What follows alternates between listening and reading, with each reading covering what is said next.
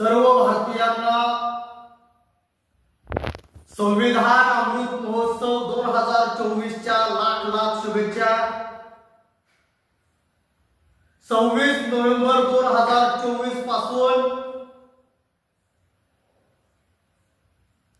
केंद्र राज्यासह राज्य सरकारने 26 नोव्हेंबर 2024 पासून संविधान अमृत महोत्सव घर घर संविधान हे अभियान राबवण्याचा संकल्प केलेला आहे। शासन निर्णय काढलेला आहे आणि 10 ऑक्टोबर 2024 पासून हा शासन निर्णय लागू झालेला आहे।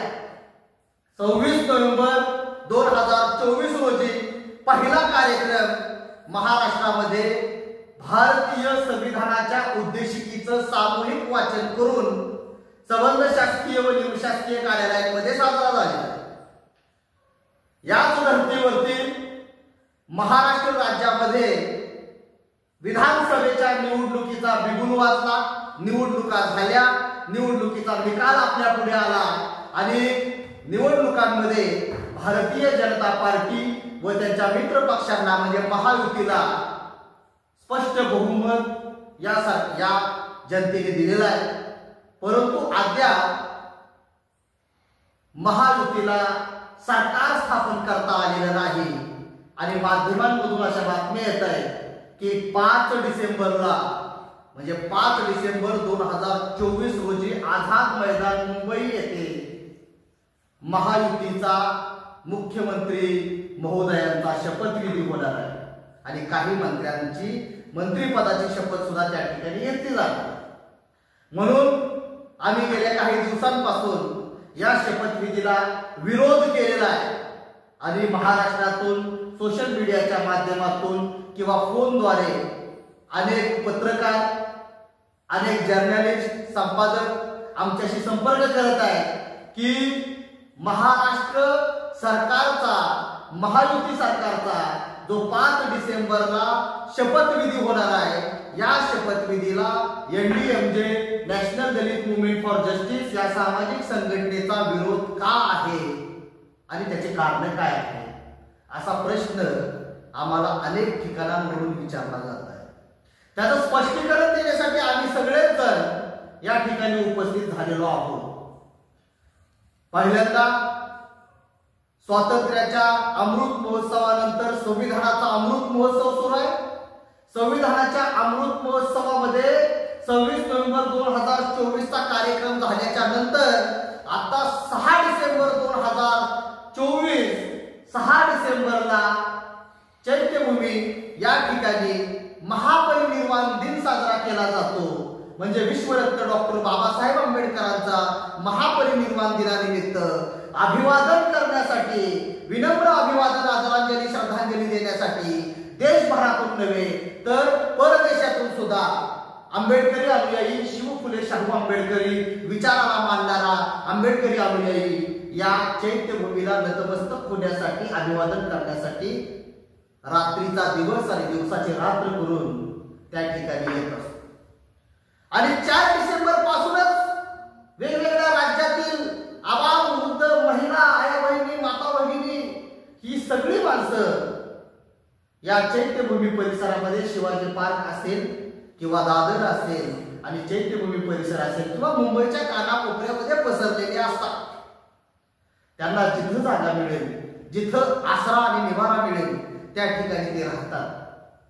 आणि अशा परिस्थितीमध्ये महाराष्ट्र सरकारचा, महायुती सरकारचा, महायुतीचा शपथविधी, मुख्यमंत्र्यांचा शपथविधी, मंत्र्यांचा शपथविधी 5 डिसेंबरलाच घेतलेला आहे आणि 5 डिसेंबरला आझाद मैदानावरती जरी हा कार्यक्रम होणार असेल तरी सगळा प्रिंट मीडिया, इलेक्ट्रॉनिक मीडिया महाराष्ट्राचं लक्ष की महाराष्ट्राचा मुख्यमंत्री कोण असेल, कोण कॅबिनेट मंत्र्याची शपथ घेणार आहे, कोण राज्यमंत्र्याची शपथ घेणार आहे, कोण कुठल्या गावावरून येणार आहे, महायुतीमध्ये काय धुसफूस झालेला आहे, मुख्यमंत्री दरी गावात का गेलेले आहेत, कुणाला गृहमंत्री पद मिळणार आहे, ह्या सगळ्या बातम्या बघून बघून माणसाला इट आलेला आहे। अक्षरशः नको नको झालेला आहे महाराष्ट्राच्या जनतेला। महाराष्ट्रातल्या जनतेला सुख समृद्धी पाहिजे, शांतता पाहिजे। जनतेने जर तुम्हाला स्पष्ट बहुमत दिलेलं आहे तर मुख्यमंत्री पदाच्या खुर्चीवरून आणि गृहमंत्री पदाच्या खुर्चीवरून तुमची भांडणं काय? कशासाठी इतका दिवस लागताय? हे जर जनतेला माहिती असतं तर तुमचं डिपॉझिट जप्त झालं असतं. हे विधानसभा निवडणुकीच्या अगोदर जर महाराष्ट्रातल्या जनतेला हे कळलं असतं की भाजप, शिंदे गट आणि अजितदादा पवार गट ह्यांच्यामध्ये मुख्यमंत्री पदावरून, उपमुख्यमंत्री पदावरून, गृहमंत्री पदावरून भांडणं लागणार आहेत, ह्यांना मुख्यमंत्री कोण ठरवायचा ते कळणार नाही, कोणी कोणी रुसून त्यांच्या गावाला निघून जाणार आहे. ही जर भांडणं अगोदर माहिती असती तर माझ्या मते बीजेपी आणि महायुतीच्या त्यांच्या घटक पक्षांना बिलकुल बहुमत मिळालं नसतं असं आमचं स्पष्ट मत आहे. त्याच्यामुळं पोलिसांनी या बृहन्मुंबई म्हणजे मुंबईचे आयुक्त फणसाळकर आहेत, त्यांनी महासंचालकांनी मुंबईमध्ये चैत्यभूमी परिसरातच नव्हे तर संबंध मुंबईमध्ये 5 डिसेंबरला जो शपथविधी आहे त्या शपथविधीचा परिणाम 6 डिसेंबरच्या कार्यक्रमावरती आणि 5 डिसेंबरचा जो कार्यक्रम 6 डिसेंबरच्या पूर्वसंध्येला दादर आणि चैत्यभूमी परिसरामध्ये जे गायक, ज्या आया बहिणी बाबासाहेबांची गाणी गातात, जे शाहिरी म्हणतात आणि ज्या आया बहिणी तिथं येतात दर्शनाला विश्वरत्न डॉक्टर बाबासाहेब आंबेडकरांच्या महापरिनिर्वाण ज्या ठिकाणी झालेलं आहे त्या ठिकाणी नतमस्तक होण्यासाठी 3 दिवस लाईन असते, 10-10 किलोमीटर लांब लाईन असते आणि त्या ठिकाणी लाईननी येऊन माणसं दर्शन घेतात. शिस्तीचं प्रदर्शन होतं आणि आशिया खंडामध्ये 1 वर्षामध्ये जेवढी पुस्तकं विकली जात नाहीत तेवढी पुस्तकं एकाच दिवशी 6 डिसेंबरला मुंबई, दादर ते चैत्यभूमी आणि छत्रपती शिवाजी महाराजांच्या नावाने असलेले शिवाजी पार्क या पार्कमधून एकाच दिवशी विश्वरत्न डॉक्टर बाबासाहेब आंबेडकरांच्या जीवनावर आधारित बाबासाहेबांनी लिहिलेली पुस्तकं, ही पुस्तकं विविध स्टॉलवरती असतात. त्याचं विक्रमी म्हणजे गिनीज बुक ऑफ आणि लिम्का बुक मध्ये नोंद व्हावी अशी विक्रमी विक्री त्या ठिकाणी येतात. आंबेडकरी आम्ही एका टायमाला जेवत नाही पण पुस्तक मात्र खरेदी करून जातात. ते 5 डिसेंबरला 6 डिसेंबरला हा सगळा प्रकार त्या ठिकाणी सुरू असतो. मुंबईच्या पोलिसांच्या मदतीला आमचे समता सैनिक दल असतं. आमचं जे समता सैनिक दल आहे मुंबईमध्ये आणि महाराष्ट्रातलं, हे समता सैनिक दल मुंबईच्या परिसरामध्ये दादर, राजगृह, वडाळा, इंदू मिलचं काम ज्या ठिकाणी झाले त्या ठिकाणी शिवाजी पार्कवर चैत्यभूमीच्या परिसरामध्ये छातीचा कोट करून दिवस आणि रात्र आमचे समता सैनिक दल त्या ठिकाणी झटत असतं आणि पोलिसांच्याही पुढं 2 पावलं समता सैनिक दल असतं. अशी परिस्थिती असते. म्हणून आज आम्ही या ठिकाणी लाईव्ह आणि व्हिडिओच्या माध्यमातून येण्याचं आणि पत्रकारांना सांगण्याचं कारणच हे आहे की 5 डिसेंबरलाच तुम्ही तारीख का निवडली? तुम्हाला 6 डिसेंबरच्या नंतर सुद्धा तारीख निवडता आली असते, परंतु तुमच्या ह्या अशा वागण्यामुळे अगोदरच बीजेपी आणि महायुतीपासून आंबेडकरी अनुयायी खूप दुरावलेला आहे.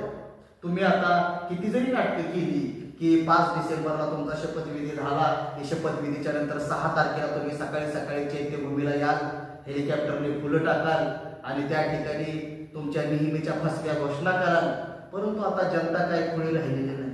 त्याच्यामुळे जनतेला सगळं कळतं, सगळं माहीत आहे. सरदार वल्लभभाई पटेल यांचं स्मारक बांधण्यासाठी कोणी मागणी केली नव्हती, तुम्ही बांधलं. इतकं मोठं बांधलं, इतकं चांगलं बांधलं, तिथं एवढ्या कोट्यावधी रुपये दिला. मग इंदू मिलच्या स्मारकाला तुम्हाला उशीर का लागतो? इंदू मिलच्या स्मारकासाठी मागणी का करावी लागते? का संघर्ष करावा लागतो? का आंदोलन करावं लागतात? इंदू मिलच्या स्मारकाच्या वेळेस जे गुन्हे दाखल भीम सैनिकांवरती झाले, भीमा कोरेगावच्या आंदोलनात 2018च्या नंतर जे गुन्हे दाखल झाले ते आजही या बीजेपी आणि महायुतीच्या सरकारने मागे घेतलेले नाही. का? तुम्ही सगळे आंदोलनाच्या केसेस मागे घेतल्या, सगळ्या जाती धर्मांच्या घेतल्या. महाराष्ट्र नवनिर्माण सेनेच्या कार्यकर्त्यांवरती, मनसेवरती, बीजेपीच्या कार्यकर्त्यांवरती ज्या केसेस होत्या त्या मागे घेतल्या. मग आंबेडकरी अनुयायी हा संविधानाला मानणारा आहे, संविधानाने काम करणारा आहे, संविधानाला अपेक्षित दुर्बल वंचित घटकासाठी लढणारा हा वर्ग आहे अशा परिस्थितीमध्ये यांनाच टार्गेट का केलं जातंय, त्याच्यामुळं आमचा विरोध हा 5 डिसेंबरला जो महायुती सरकारचा मुख्यमंत्री पदाचा शपथविधी आहे त्या शपथविधीला, आमचा शपथविधीला विरोध नाही, पण त्या शपथविधीच्या आडून तुम्ही 6 डिसेंबरच्या पूर्वसंध्येला 5 डिसेंबरला जो कार्यक्रम शाहिरांचा, गायकांचा आणि सगळ्या दर्शनाला त्या ठिकाणी रांगाच्या रांगा लागतात, त्याला दुर्लक्षित करण्यासाठी हा प्रयत्न केलाय का, असा देखील आमचा प्रश्न आहे. म्हणून मी आठवण करून देऊ इच्छितो की ज्या वेळेस बाबरी मशीद पाडली गेली होती, ती बाबरी मशीद पाडलेल्याचा दिवस सुद्धा 6 डिसेंबर होता. कुठल्या शक्तीने पाडली, का पाडली, मला त्याच्यामध्ये जायचं नाही, परंतु 6 डिसेंबरलाच असा कोळसापणा यापूर्वी सुद्धा तुम्ही केलेला आहे. परंतु आंबेडकरी अनुयायांनी हे सगळे तुमचे असले हलकट प्रयत्न हाणून पाडलेले आहेत. शांतताप्रिय असलेला, बुद्धाच्या मार्गाने चाललेला हा जो समाज आहे, हा समाज एक समाज आहे. हा या समाजाला चांगल्या वाईटाची जाण आहे. त्याच्यामुळं जरी तुमचा शपथविधी 5 तारखेला आहे, त्या शपथविधीचा परिणाम आमच्या या महापरिनिर्वाण दिनाच्या कार्यक्रमावरती झाला नाही पाहिजे. आपल्या महापरिनिर्वाण दिनाला पोलिसांची जी सुरक्षा प्रत्येक वर्षी असते, तशी दाट सुरक्षा आणि व्यवस्थित सुरक्षा त्या ठिकाणी दिली पाहिजे.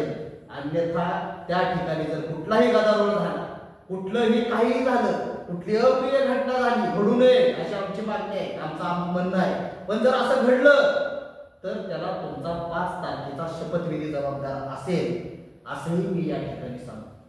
त्यामुळे संविधानाच्या अमृत महोत्सवामध्ये माझं या केंद्र सरकारला सांगणं आहे, राज्य सरकारला सांगणं आहे, गेले 2 वर्ष आम्ही मागणी करत होतो की स्वातंत्र्याच्या अमृत महोत्सवाच्या सोबतच संविधानाचा अमृत महोत्सव झाला पाहिजे. संविधानाचा अमृत महोत्सवामध्ये संविधानाचं नाणं निघालं पाहिजे, संविधानाचं पोस्ट तिकीट निघालं पाहिजे, संविधानाचा लोगो असलेला संविधान अमृत महोत्सवाचा लोगो लेटर हेडवर, लेटर पॅडवरती तुम्ही आणला पाहिजे, अशी आमची मागणी आहे. त्याच्यातील 2 मागण्या केंद्र सरकारने 26 नोव्हेंबर 2024 रोजी मान्य केलेल्या आहेत आणि त्या 2 मागण्या अशा आहेत की संविधान दिन हा आमचा स्वाभिमान, संविधान हा आमचा स्वाभिमान हे अभियान राबवायचं, 1 वर्षभर राबवायचं. संविधानाचं नाणं आणि संविधानाचं तिकीट हे महामहिम राष्ट्रपती महोदयांच्या हस्ते याचं अनावरण झालेलं आहे. या 2 मागण्या आमच्या मान्य झालेल्या आहेत. परंतु केंद्र सरकार व राज्य सरकारला माझं सांगणं आहे की पोस्टाच्या तिकिटाने आणि नाण्याने लोकांचं पोट भरतं, लोकांची प्रगती होत नाही, गरिबीचा स्तर बदलत नाही, वरती येत नाही, जातीपाती भेद निर्माण जो होतो तो भेद कमी होत नाही. खऱ्या अर्थाने वंचित, दुर्बल, गरीब घटकाला ज्या वेळेस वरच्या स्तरावरती आणलं जाईल त्यावेळेस या भारतीय संविधानाला 75 वर्ष पूर्ण झालेल्याचा गर्व आणि स्वाभिमान आम्हाला असेल. आजही रस्त्याने गेल्याच्या नंतर गोरगरीब माणसं फुलाच्या खाली झोपतात. आजही लाखो लोकांना घरं नाहीये, घरं आली तर त्यांना बांधायला जागा नाहीये, झोपड्या आहेत. सुशिक्षित बेरोजगार तरुण झालेला आहे, तरुणांच्या हाताला काम नाही, शिक्षण दर्जेदार मिळत नाही, शिक्षणाचं बाजारीकरण झालेलं आहे. या सगळे प्रश्न जोपर्यंत सुटत नाही तोपर्यंत खरा स्वातंत्र्याचा अमृत महोत्सव, खरा संविधानाचा अमृत महोत्सव साजरा झाला असं म्हणता येणार नाही. म्हणून या मागण्यांचा विचार सुद्धा केंद्र व राज्य सरकारने केला पाहिजे. तुम्हाला संविधान अमृत महोत्सवाच्या लाख शुभेच्छा.